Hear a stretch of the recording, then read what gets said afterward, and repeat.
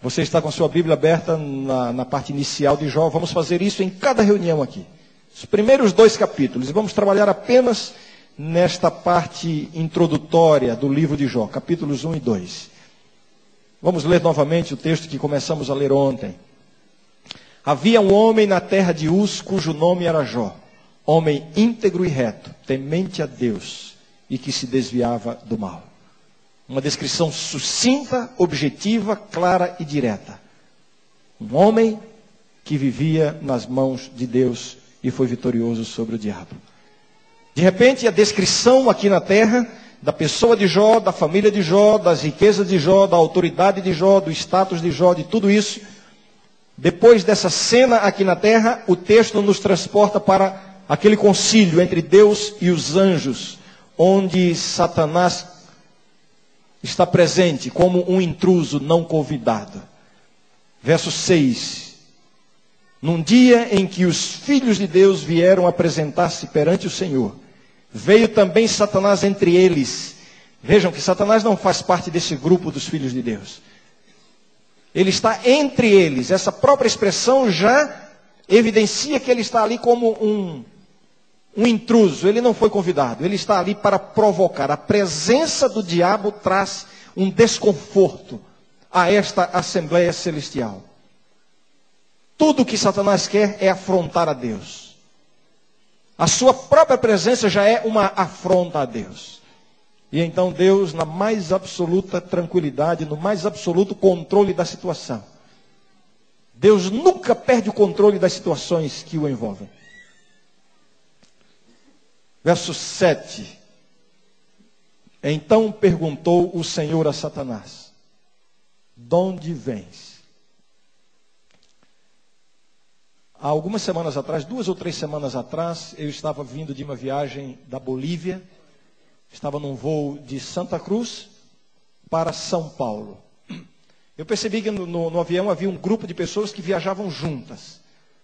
Eu me sentei, o meu lugar era a janela, a cadeira do meio estava vazia e uma senhora sentou ao corredor. Aliás, ela já estava sentada quando eu cheguei. Pedi licença, entrei e percebi que ela estava chorando, antes do avião levantar voo. Eu me sentei ali. À medida que o avião começou a se movimentar, eu percebi que ela chorava cada vez mais e eu pensei que ela estava passando mal, algum problema. Não sabia se ela fazia parte do grupo ou se estava sozinha. Então eu tomei a palavra e perguntei: senhora, a senhora precisa de alguma ajuda? Está passando bem? Ela não me olhava, ela só dizia sim. Como quem quer dizer assim, não está tudo bem, mas ela chorava. Quando o avião começou a taxiar e começou a se preparar para levantar voo, eu vi que o choro começou a aumentar. Eu percebi que o choro era de medo. Coitada, estava com medo do avião, do voo.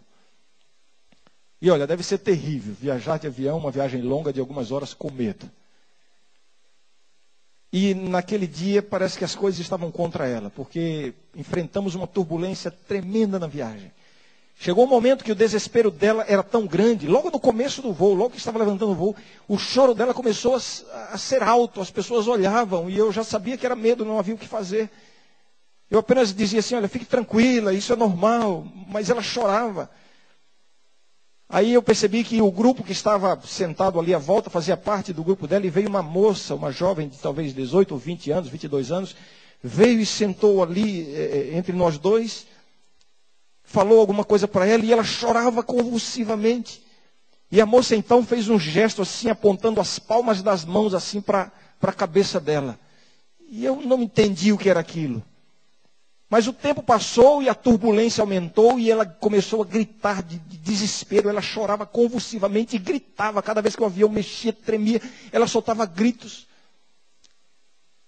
E quanto mais ela gritava, mais a moça abria as mãos assim, com as palmas voltadas para a cabeça dela. Mas aquilo não passava. Olha, foi toda a viagem, um desespero completo. Finalmente, quando aterrissamos em São Paulo, ela se tranquilizou imediatamente, limpou as lágrimas. Aí agradeceu porque eu demonstrei interesse. E ali começamos a conversar e talvez por causa do movimento, do congestionamento ali, o avião demorou mais de 20 minutos até estarmos prontos para descer. E em pouco tempo de conversa, ela perguntou: e você faz o quê? Você trabalha com o quê? Eu disse: olha, eu sou pastor da igreja adventista. E esta informação trouxe uma reação interessante nela, uma euforia imediata, acompanhada de curiosidade, e ela começou a me fazer algumas perguntas. Ela disse: ah, você é pastor? Puxa, parabéns, que bom que você é pastor. Nós também somos religiosas, estamos indo para um congresso da nossa igreja, e é uma igreja voltada para a espiritualidade oriental, alguma coisa assim. E ela me disse assim: você então acredita na Bíblia? E eu disse: sim, acredito. Ah, e você interpreta a Bíblia literalmente? Eu disse: bem, o que você quer dizer com literalmente? Não, tudo assim ao pé da letra. E quando eu fui querer explicar assim, evidentemente a gente não sabe como explicar isso a uma pessoa, eu não sabia até que ponto chegava o conhecimento ou a familiaridade dela com a Bíblia.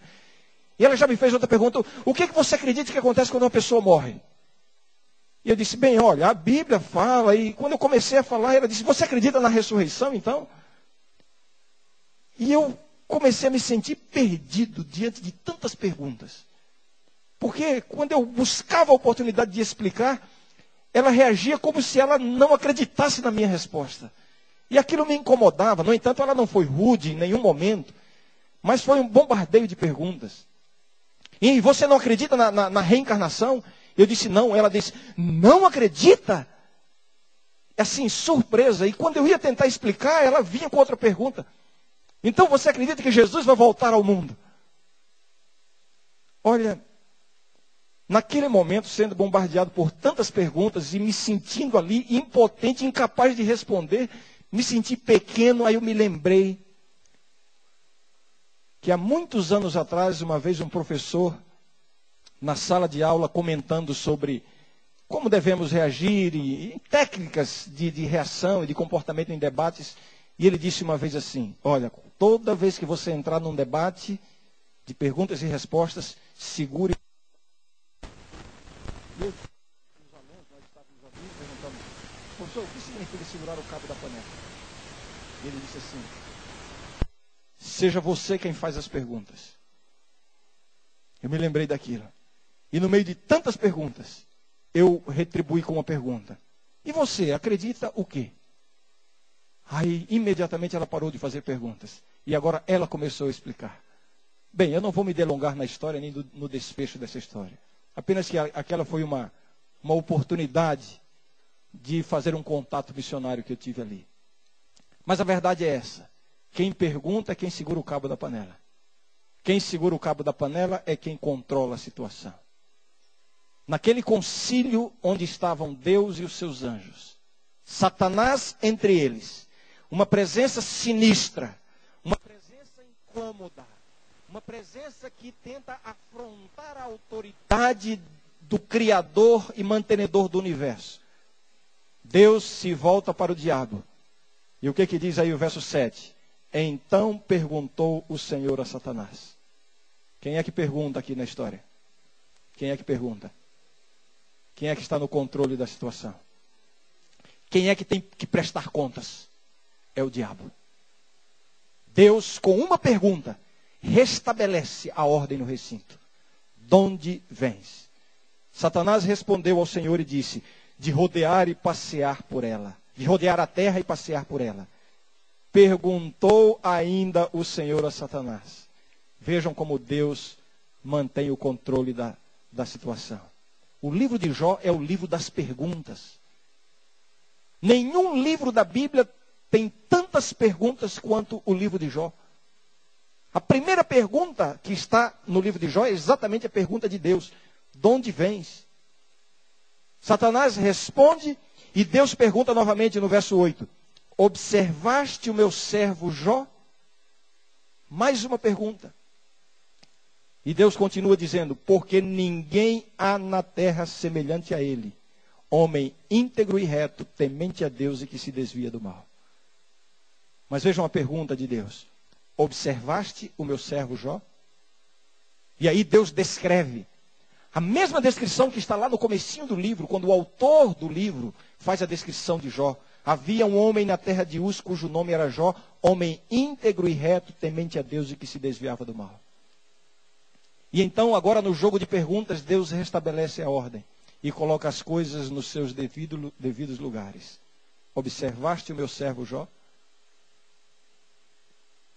Esta palavra observar, ela tem um sentido militar aqui, a palavra, o termo original. Esta palavra é usada para descrever no mundo antigo, quando um exército inimigo cercava uma cidade, normalmente as cidades eram muradas, e então ficava esperando uma oportunidade para invadir a cidade. E a palavra que descreve essa espera é observar. O exército invasor ficava ali observando. Observar significa o quê? Procurar uma brecha. Observar para encontrar uma fragilidade, um ponto vulnerável. Observar é isso. Uma oportunidade para entrar e derrotar e destruir quem está dentro. A história conta que em muitas ocasiões um exército permanecia vários dias, semanas, meses, até anos, num cerco a uma cidade, observando, esperando uma oportunidade, buscando uma brecha, procurando um ponto vulnerável, para então entrar e destruir. E é nesse sentido que Deus pergunta a Satanás: observaste meu servo Jó? E vejam que na resposta de Satanás, ele admite implicitamente que observou. Ele não nega que observou. Ele admite que observou. Deus está perguntando a Satanás: você procurou um ponto frágil em meu servo Jó? Você observou a Jó? Você procurou uma brecha para entrar na vida dele? Você procurou algum ponto vulnerável, onde você pudesse, através do qual você pudesse derrotá-lo? E Satanás, implicitamente, é obrigado a admitir que procurou em Jó uma brecha, um ponto vulnerável, uma oportunidade, uma fragilidade para entrar e derrotar, mas não encontrou. O diabo não encontrou isso. E quando Deus faz a pergunta, Deus já responde a razão pela qual o diabo não encontrou nenhuma brecha na vida de Jó. Eu não estou aqui incorrendo em nenhum erro teológico, eu não estou aqui insinuando que Jó possuía impecabilidade ou que possuía perfeição absoluta. Não é isso que eu estou dizendo. Mas a verdade é que o diabo não encontrou pontos vulneráveis na vida de Jó. E Deus dá a razão ou as razões para isso. Observaste o meu servo Jó? Porque ninguém há na terra semelhante a ele. Homem íntegro e reto, temente a Deus e que se desvia do mal. Aí o diabo agora. Então respondeu o Senhor, Satanás ao Senhor: porventura Jó debalde teme a Deus? Vejam que Satanás tenta recuperar o cabo da panela. Ele devolve agora o controle da situação tido por Deus. Ele tenta tomar o cabo da panela e ele responde com uma pergunta: porventura Jó debalde teme a Deus? E aí o que vem a seguir, percebe-se que Satanás insinua que Jó era temente a Deus, porque Deus o recompensava por isso. Satanás, levanta um questionamento sobre a integridade de Jó. Mas antes de questionar a integridade de Jó, Satanás está questionando a integridade do próprio Deus. É como se ele estivesse dizendo: vocês dois têm um jogo de interesses. É verdade, eu procurei, eu observei, não encontrei nada onde eu pudesse atacar. Um homem íntegro, reto, temente a Deus e que se desvia do mal. Mas também, com tanta bênção assim, ele recebe tanta coisa. Olha como ele é bem pago para te servir. Vejam como este inimigo é atrevido. E aí se desenrola então a história. Deus permite que Satanás venha e tire as bênçãos de Deus na vida de Jó. E ainda assim Jó permanece fiel. E aí vem o capítulo 2. Num dia em que os filhos de Deus vieram apresentar-se perante o Senhor, veio também Satanás entre eles apresentar-se perante o Senhor. Novamente, Numa outra reunião desse concílio celestial, ali está Satanás sem ser convidado. E mais uma vez, Deus assume o controle da situação. Então o Senhor disse a Satanás: de onde vens? E a história se desenrola. Mais uma vez, no verso 3 agora, perguntou o Senhor a Satanás: observaste o meu servo Jó? Porque ninguém há na terra semelhante a ele, homem íntegro e reto, temente a Deus e que se desvia do mal. Ele conserva a sua integridade, embora me incitasses contra ele para o consumir sem causa. E aí Satanás uma vez mais desafia Deus. Ah, ele é fiel, é verdade. Ele é temente a Deus, mas ele tem saúde, pele por pele, e o que o homem tem dará por sua vida.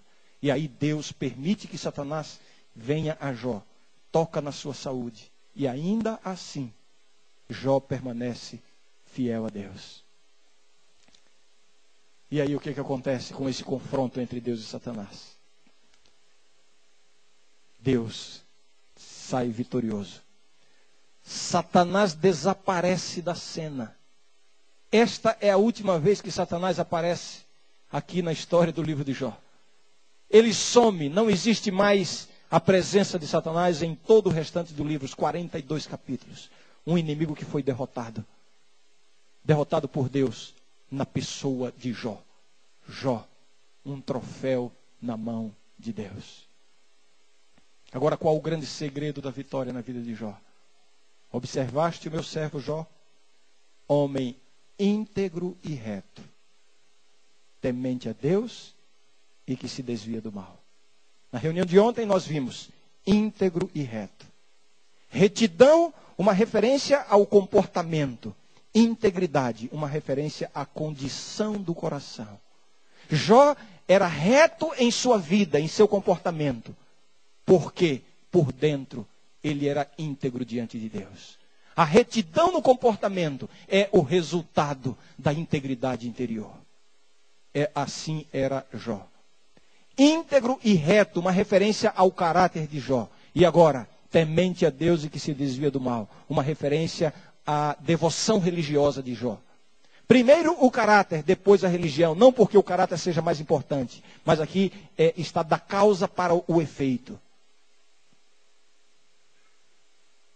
Por causa da sua religião, a causa, ele tinha um coração íntegro e um comportamento reto. Agora, o que significa dizer temente a Deus e que se desvia do mal? O que significa isso? Qual é a lição que Jó nos ensina para nós hoje, através desse seu exemplo de ser um homem temente a Deus que se desvia do mal? Temer a Deus. Eu não quero me aprofundar muito nisso aqui. Creio que não seja necessário. Temer a Deus não significa ter medo de Deus. Não é o temor que amedronta, que assusta. Não. Temor a Deus é aquele sentimento de reverência. Aquela reverência pela consciência de estar constantemente na presença de Deus. É o temor de Deus. A Bíblia diz que o temor do Senhor é o princípio da sabedoria. Não é o sentimento do escravo para com o seu amo, o sentimento daquele que obedece para não ser castigado. Não é este o temor de Deus. É o sentimento do filho para com o pai. O filho que admira o pai. O filho que respeita o pai. O filho que ama o pai. E por admirá-lo, por respeitá-lo, por amá-lo, lhe obedece. Temente a Deus e que se desvia do mal. Ele se desvia do mal porque é temente a Deus. Mais uma vez aqui, no primeiro par de características, íntegro e reto. Íntegro, a integridade interior. Reto, a integridade que se manifesta no comportamento. Agora, temente a Deus e que se desvia do mal. Temente a Deus é a causa. Ele se desvia do mal porque teme a Deus. Temer a Deus em primeiro lugar. A grande motivação para nos desviarmos do mal é desenvolvermos o verdadeiro temor do Senhor em nosso coração. Quem não se lembra da experiência de José no Egito? Quando a esposa de Potifar o tentou severamente, que tentação foi aquela para um jovem vigoroso, saudável? Uma mulher que tenta seduzi-lo. E na esfera humana ele não tinha nenhuma razão para deixar de desfrutar daquele momento de prazer. Ele havia sido desprezado, vendido pelos próprios irmãos. Ele estava totalmente isolado da sua família. Ele não tinha nada a perder, digamos assim. No entanto, ele se afugenta da tentação. E qual é o argumento que ele usa? Não é porque ele estava com medo do castigo. Não é porque ele estava com medo de ser surpreendido no erro. O que ele disse foi o seguinte: como poderia eu cometer tamanho mal, tamanho pecado, aos olhos do meu Deus? Quando alguém teme a Deus, vai fugir do pecado. Observaste o meu servo Jó? Porque ninguém há na terra semelhante a ele. Homem íntegro e reto, temente a Deus e que se desvia do mal. O que significa desviar-se do mal? Ah, como nós precisamos aprender isso aqui, jovens da minha igreja. Eu quero falar para vocês agora.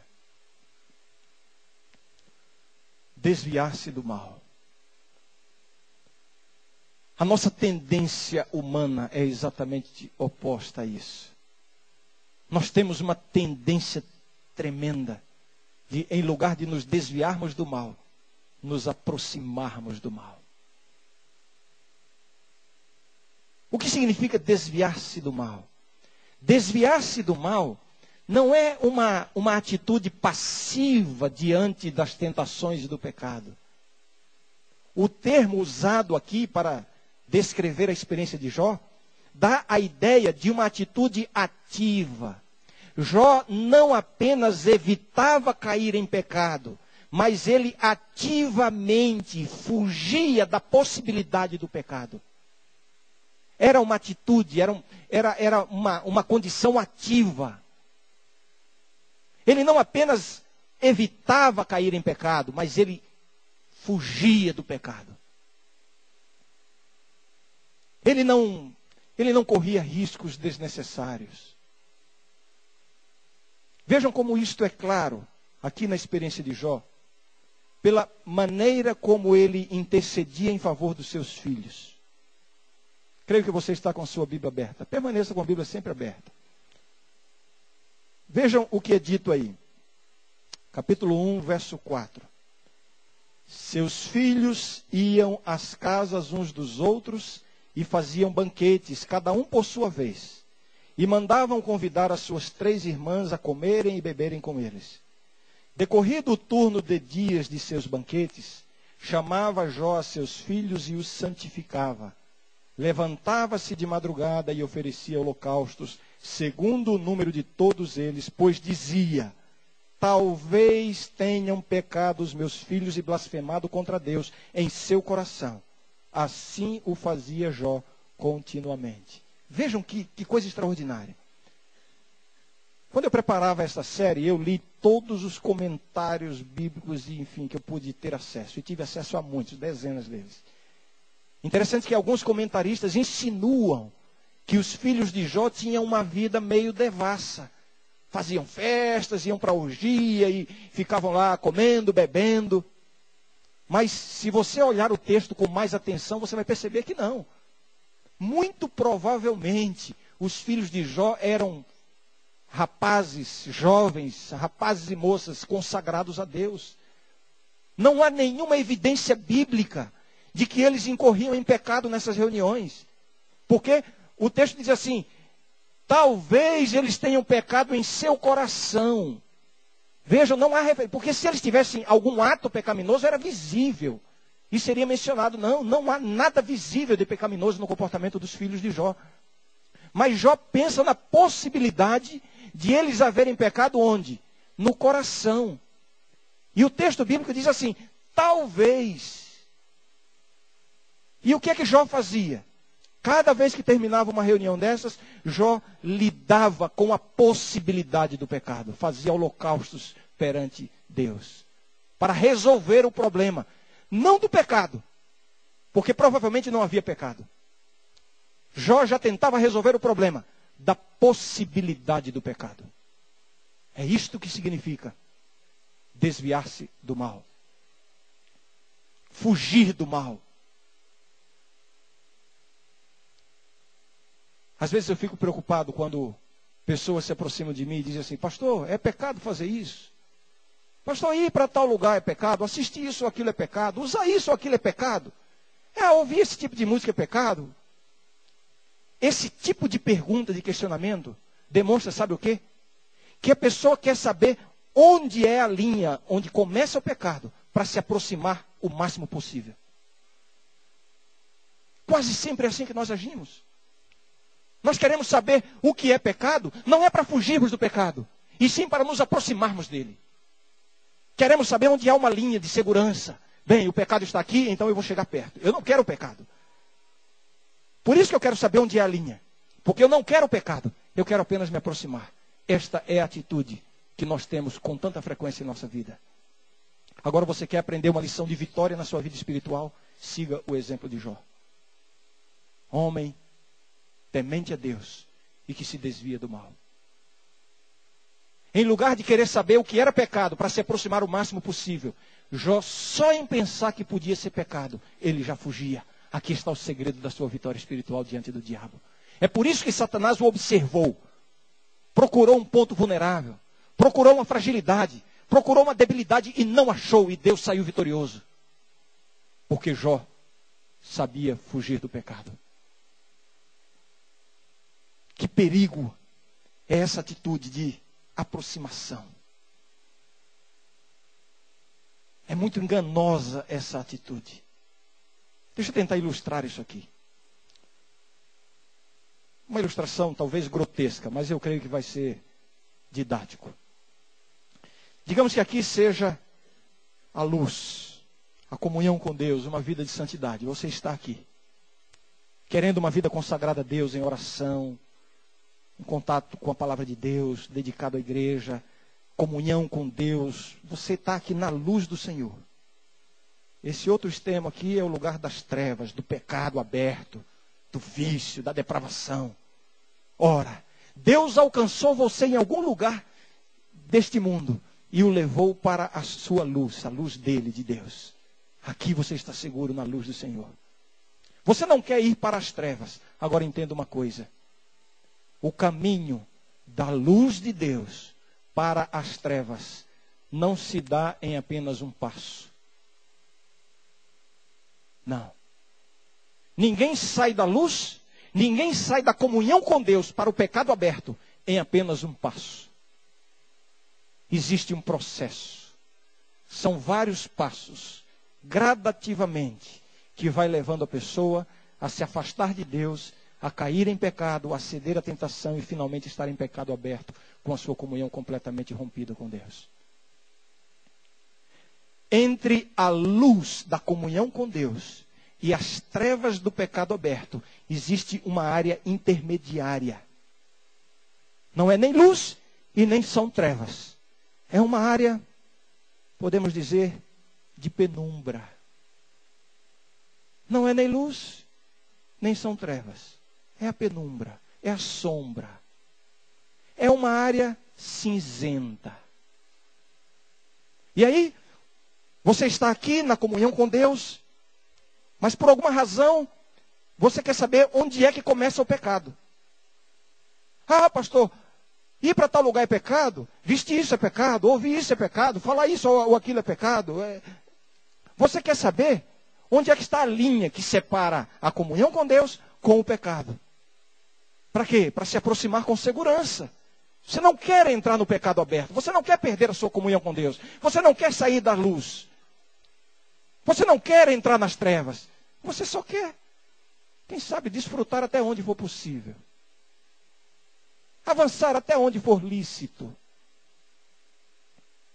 A mensagem que eu quero deixar para a minha juventude, para a juventude da minha igreja nesta manhã, é que não existe nenhum ponto seguro nesta área intermediária, nesta zona de penumbra, nesta área cinzenta. Não existe. Nós só estamos seguros em nossa vida espiritual e nossa vida cristã enquanto permanecemos plenamente em comunhão com Deus.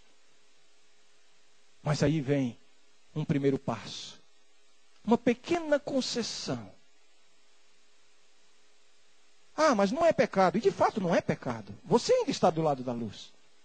Você ainda está do lado de Deus. Você não perdeu a sua comunhão. Foi somente um passo. E eu quero confirmar, de fato, não é pecado. Somente um passinho aqui, não é pecado. Você não caiu em pecado ainda. Você não cedeu à tentação. Você não perdeu a sua salvação ainda, não. É somente um passo. Olha, se não é pecado, se não perdeu a comunhão com Deus, se não comprometeu minha salvação, então qual é o problema? Nenhum. Exceto um. Aliás, só existe um problema. É que quando você dá o primeiro passo, o único problema do primeiro passo, sabe qual é? É que o primeiro passo vai levá-lo ao segundo passo. Não, mas ainda não é pecado. Eu ainda não cometi, ainda não cedi a tentação, ainda não pratiquei. Nem mesmo no coração, não. Eu ainda estou em comunhão com Deus, ainda estou em oração. Minha vida com Deus está bem. É somente um passinho a mais, não é pecado. E de fato não é pecado. Não tem problema nenhum esse segundo passo. Aliás, tem um problema. O único problema do segundo passo é que, inevitavelmente, ele vai levar você a um terceiro passo.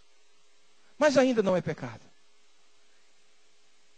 E agora, sabe qual é o grande problema? É que uma pequena concessão, cede um pouquinho ali, um passinho a mais, uma aproximaçãozinha, não é pecado ainda, mas à medida que nós nos afastamos da nossa plena e completa comunhão com Deus, nós vamos perdendo o discernimento espiritual. Enquanto nós estamos na luz, nós temos um discernimento claro entre o certo e o errado. O que Deus aprova e o que Deus não aprova. Agora, um passinho que você dá, uma pequena concessão que seja, ainda que não seja pecado, já anuvia um pouquinho a sua percepção entre o certo e o errado. E o segundo passo se torna mais fácil. E o terceiro passo ainda mais fácil.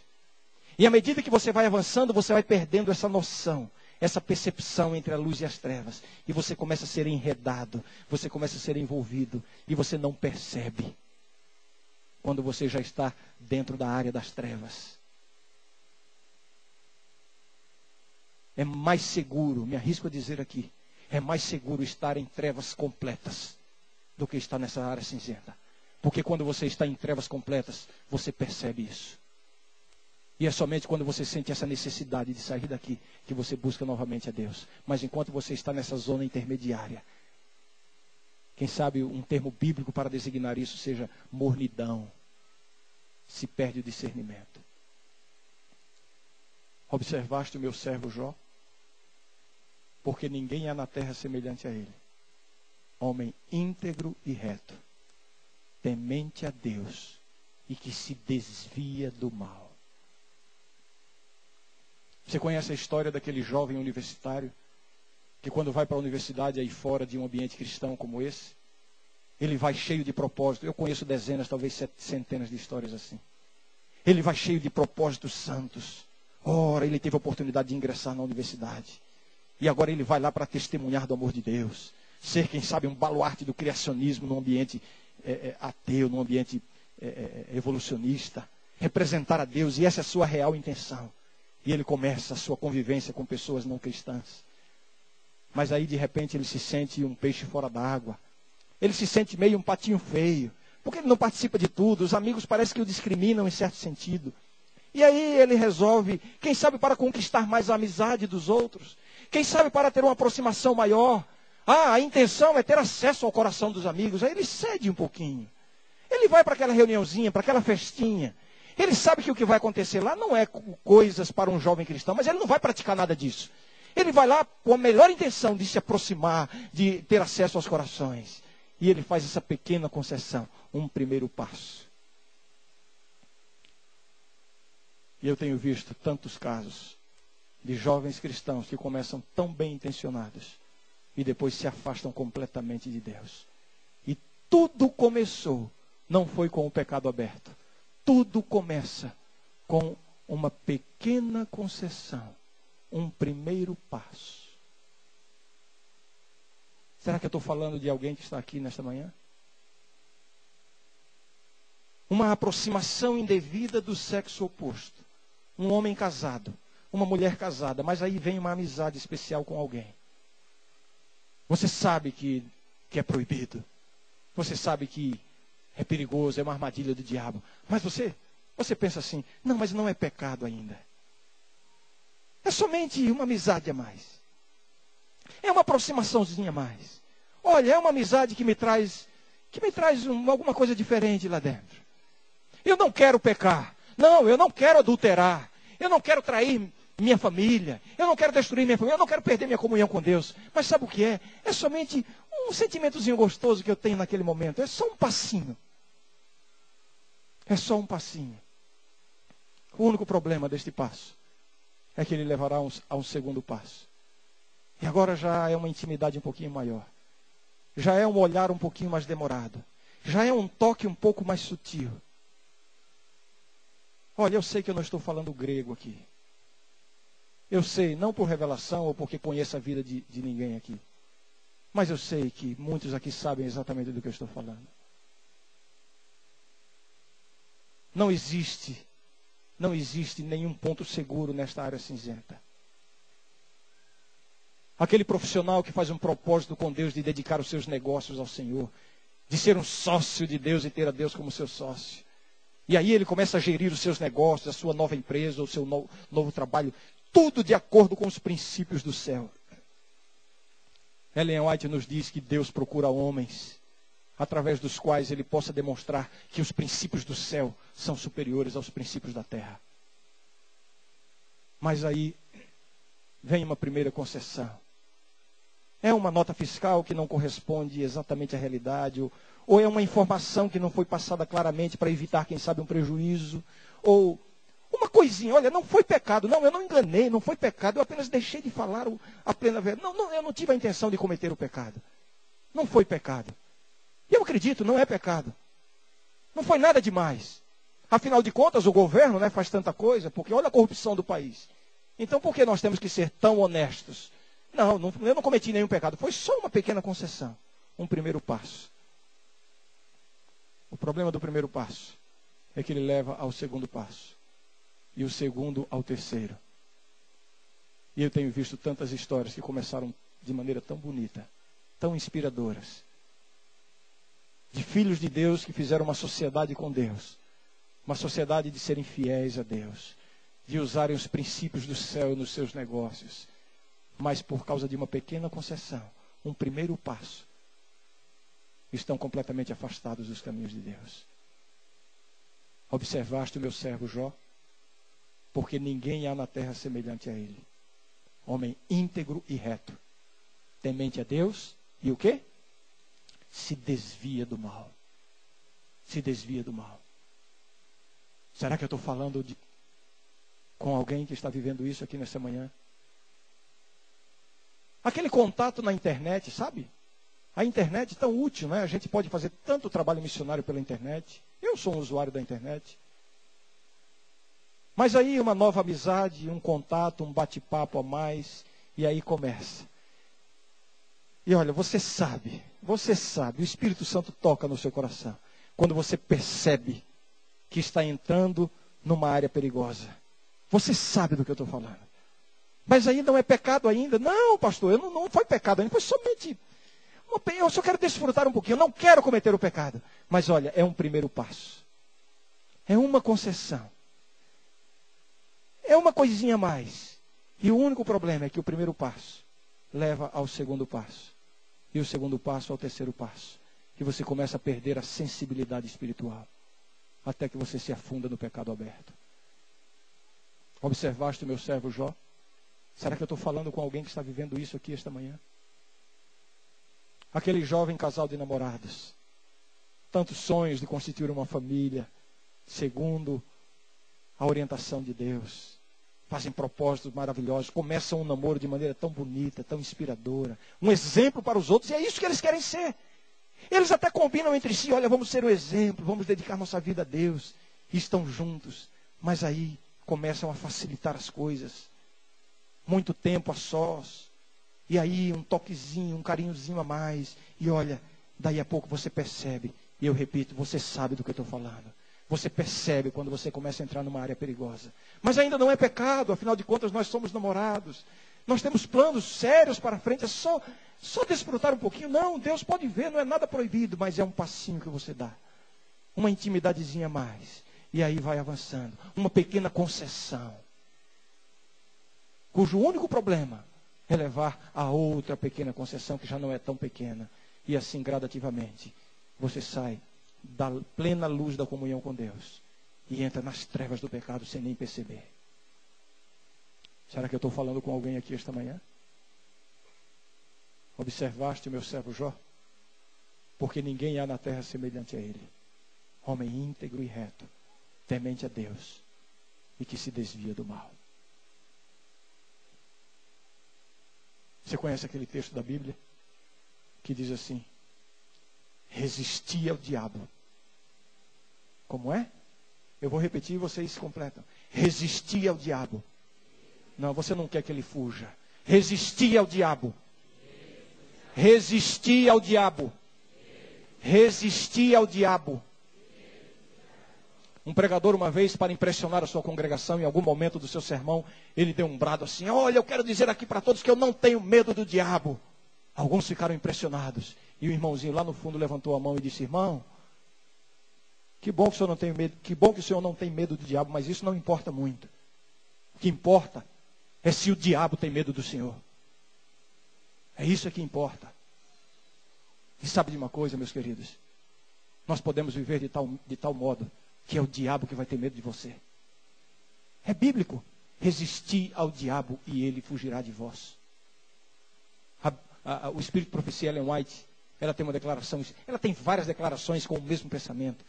Quero me referir a uma que está no livro Desejado de Todas as Nações, página 131, onde ela diz assim: o diabo treme e foge. Eu vou repetir: o diabo treme e foge diante da mais débil alma. Não está falando nem de mim nem de você, nós somos fracos, mas eu acho que tem gente mais fraca espiritualmente do que nós. O diabo treme e foge diante da mais débil alma que se refugia nesse nome poderoso, o nome do Senhor. Viva de tal maneira que o diabo é quem fuja de você. É o diabo que vai ter medo de você. Mas isso só será possível se você estiver aqui, ó, na luz da comunhão com Deus. Plena comunhão com Deus. Sem nenhuma concessão. Sem nenhum passinho para o lado desta zona cinzenta, desta zona perigosa. Será que eu falei para alguém aqui, nesta manhã? Será que tem alguém aqui que em seu coração está sentindo que as palavras que foram proferidas aqui foram dirigidas de Deus para você? Talvez você tenha dado um passo para esta zona cinzenta. Não foi pecado ainda, nenhum problema, não. Mas foi uma pequena concessão. Quem sabe alguns aqui tenham dado mais de um passo. Talvez alguns aqui já estejam quase enredados pelas artimanhas do diabo. Já não tem mais prazer na oração, na Bíblia. Simplesmente por causa dessas pequenas concessões. Eu quero convidar você a tomar uma decisão de restaurar sua plena comunhão com Deus. A decisão de dizer assim: Senhor Deus, eu quero sair desta zona perigosa e quero restaurar minha plena comunhão contigo. Você não imagina o poder que Deus vai lhe dar se você tomar essa decisão hoje. Mas tem que ser uma decisão sincera. Quem sabe aí na sua mente e no seu coração você já tenha que romper um relacionamento proibido. Você já tem que tomar alguma decisão quanto ao uso do computador, da internet, ou as coisas que você anda vendo e ouvindo. Os lugares que você anda frequentando, as coisas que você anda falando, as coisas que você anda praticando. Que oportunidade Deus está dando para você decidir agora. Decidir renovar a sua vida agora com Ele. se colocando no lado da luz. Jesus vai lhe dar o poder para isso. Para sair desta zona cinzenta, Jesus é a única saída. E Jesus está convidando você a tomar essa decisão agora. E eu quero convidá-lo a expressar a sua decisão, participando da oração que nós vamos ter. E quero convidar, o convite não é para todos. Quero convidar aquela pessoa que sabe que está dando passos nessa área cinzenta e quer buscar agora o poder de Deus, o poder de Jesus para vencer. Durante o hino que a Laura vai cantar, levante do lugar onde você está e venha aqui à frente. Mas não venha motivado pelo movimento que se vai gerar aqui. Venha motivado pelo desejo sincero de dedicar novamente a sua vida ao Senhor e ter uma vida em plena comunhão com Ele. Durante o hino, levante do seu lugar, busque esse poder e venha aqui à frente receber esse poder. Se na escuridão da vida